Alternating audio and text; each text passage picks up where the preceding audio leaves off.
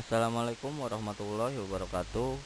Kembali lagi kita belajar tentang teknik pengolahan audio dan video untuk kelas 12 multimedia. Jadi pada pembahasan kali ini kita akan kembali lagi belajar tentang proses alur produksi ya. Jadi buat kalian yang masih kurang paham, kalian bisa mempelajari kembali tentang alur proses produksi ini sebelum menjadi sebuah video yang bagus dan pantas diedarkan di masyarakat. Sebelum kita masuk proses alur produksi, yang pertama itu ada proses produksi, kita belajar tentang perkembangannya ya. Jadi perkembangan video di dunia ini dimulai dengan penemuan format pita berbahan dasar magnetik pada tahun 1970-an. Hal ini merupakan awal mula perkembangan industri video. Cara kerja video pertama kali yaitu dengan menggunakan pita magnetik yang kemudian digunakan di dalam kaset video sebagai alat perekam gambar dan suara untuk berbagai macam keperluan. Sekarang kita langsung masuk proses produksi.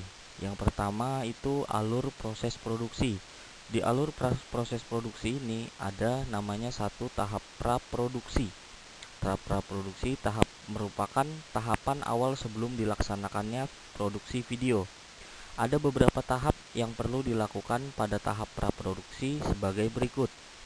Yang pertama, pencarian dan penemuan ide. 1. Video non-komersial use. 2. Video liputan dokumentasi. 3. Video company profile.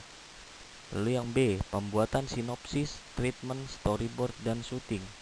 Sinopsis itu apa sih? Sinopsis itu adalah ringkasan cerita yang digunakan untuk menyampaikan pesan secara singkat dari sebuah karya tulis maupun film. Lalu treatment. Treatment memiliki sedikit perbedaan dengan sinopsis, yaitu memberikan gambaran yang lebih mendetail dan tidak tematis. Yang ketiga, storyboard.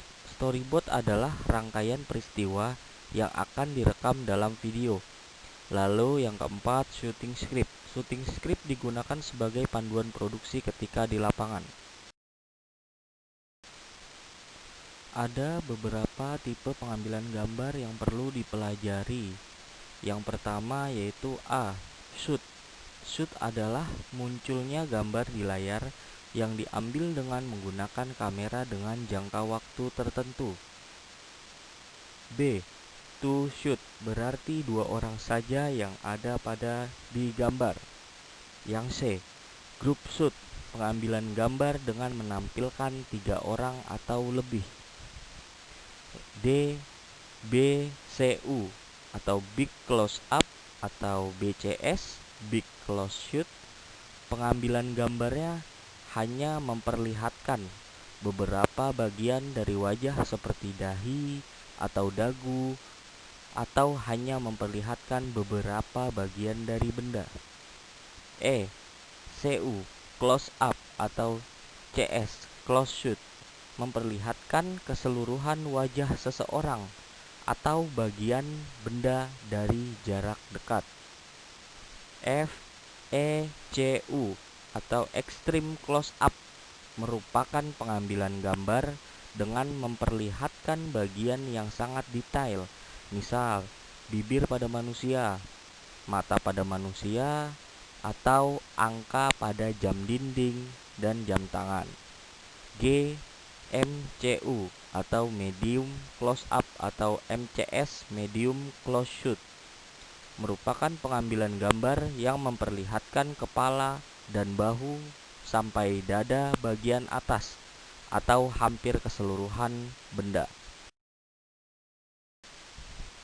Lanjut, HMS medium shoot merupakan pengambilan gambar yang memperlihatkan kepala sampai pinggang atau keseluruhan sebuah benda atau sebagian besar bangunan.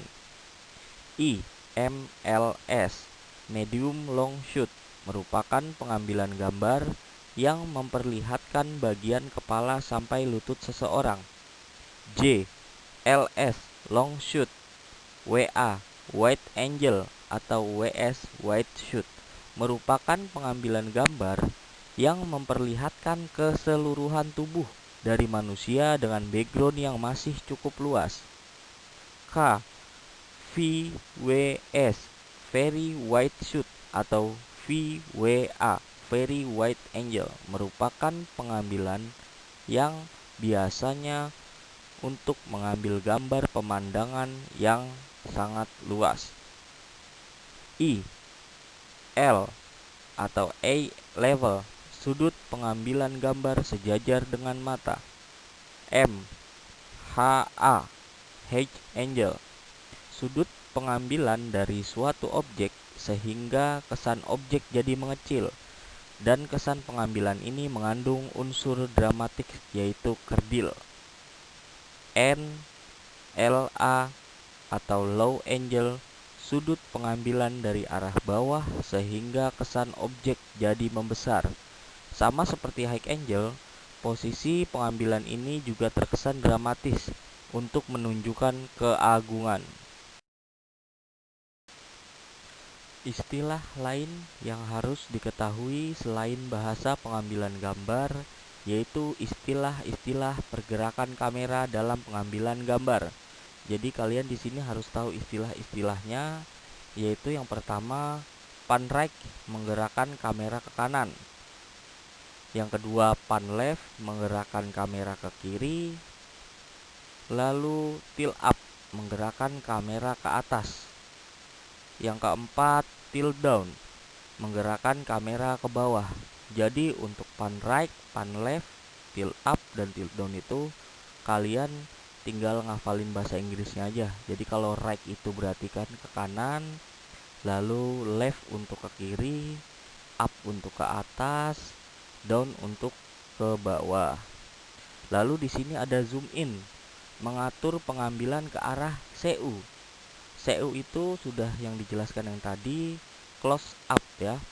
Jadi yang lalu setelah zoom in ada zoom out, mengatur pengambilan ke arah LS atau long shoot.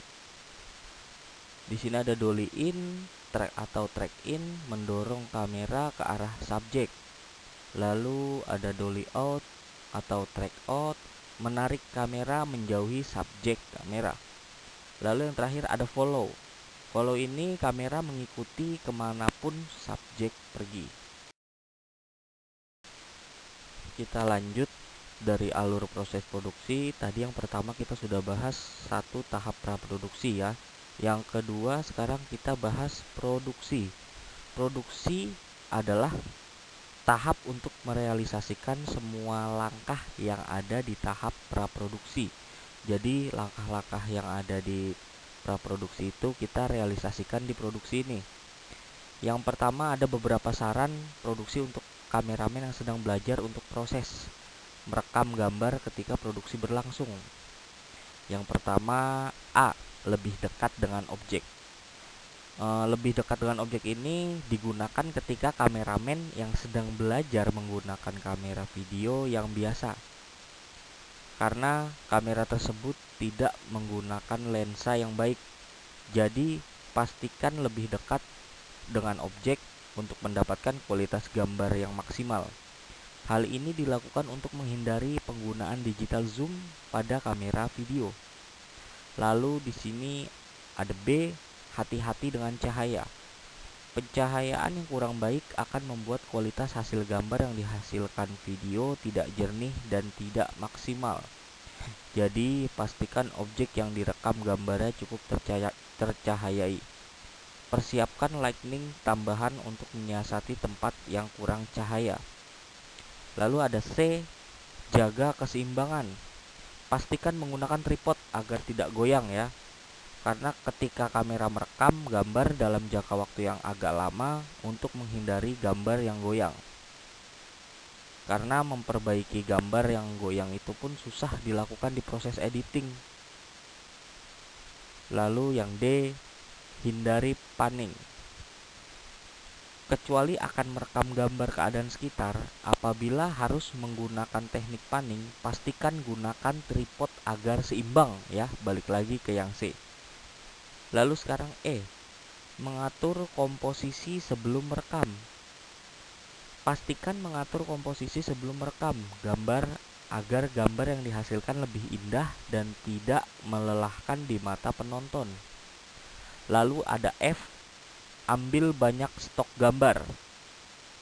Pastikan gambar yang direkam tidak terbatas agar setelah diproses video yang dihasilkan menjadi lebih dinamis dan tidak monoton. Kita lanjut ke tahapan yang ketiga, yaitu tahap pasca produksi. Tahap pasca produksi merupakan tahap akhir dalam produksi video sebelum video siap didistribusikan. Di tahap ini diperlukan software editing video dan perangkat yang memadai untuk melakukan proses editing video. Berikut beberapa software dari Adobe yang digunakan untuk proses editing video. Yang pertama di sini ada Adobe Premiere Pro. Di sini software yang digunakan untuk editing secara real time baik oleh profesional maupun yang sedang belajar editing video, yaitu Adobe Premiere Pro. Lalu yang B, Adobe After Effects. Aplikasi ini khusus untuk digunakan editor video profesional untuk membuat motion graphic dan visual effect. Lalu ada C, Adobe Media Encoder. Aplikasi khusus untuk merender video yang sudah selesai diedit ke dalam beberapa format video yang mudah untuk digunakan oleh audiens dari video tersebut. D, Adobe Encore DVD. Aplikasi yang digunakan untuk merubah format RAW video yang sudah diedit menjadi format DVD. Jadi di sini ada 4 penjelasan ya tentang software dari Adobe ini. Sebenarnya untuk masalah pengeditan itu banyak sekali software, apalagi zaman sekarang ini ya. Cuman kita hanya pelajarin yang dari Adobe ini, yang 4 ini ya. Tahapan proses pasca produksi itu sendiri dibagi menjadi 3 tahap sebagai berikut. A. Editing offline. Tahap ini merupakan tahap awal dari proses editing video.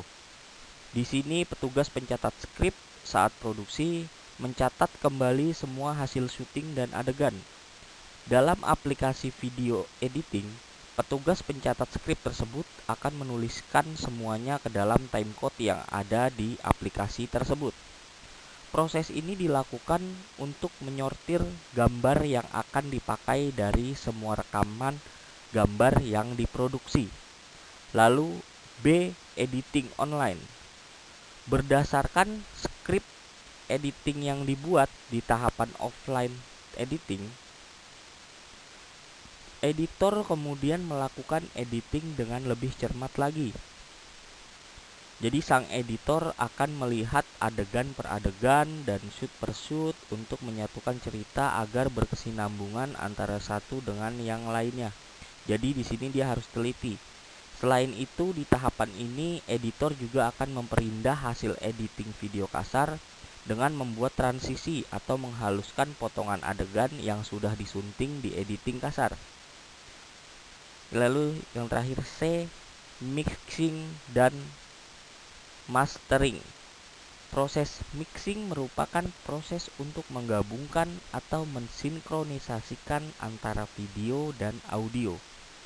Dalam tahapan ini, editing lebih mengutamakan untuk memoles audio dan menambahkan ilustrasi musik maupun sound effect yang akan digunakan untuk membangun atmosfer dalam video tersebut. Kemudian, narasi yang sudah direkam juga akan ditambahkan dalam proses mixing ini.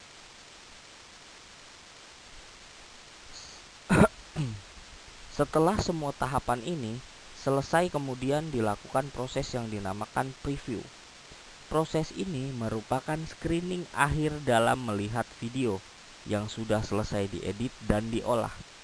Setelah semua setuju bahwa proses ini sudah selesai, maka proses selanjutnya adalah mastering.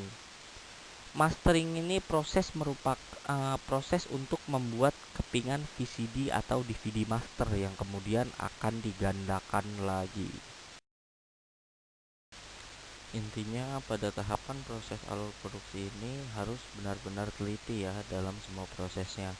Karena kalau sampai ada proses alur produksi yang terlewat, kemungkinan video tetap akan bisa diproses, tetapi tidak sebagus jika menggunakan proses alur produksi ini secara benar. Untuk pembelajaran kali ini saya cukupkan. Wabillahi taufiq wal hidayah. Wassalamualaikum warahmatullahi wabarakatuh.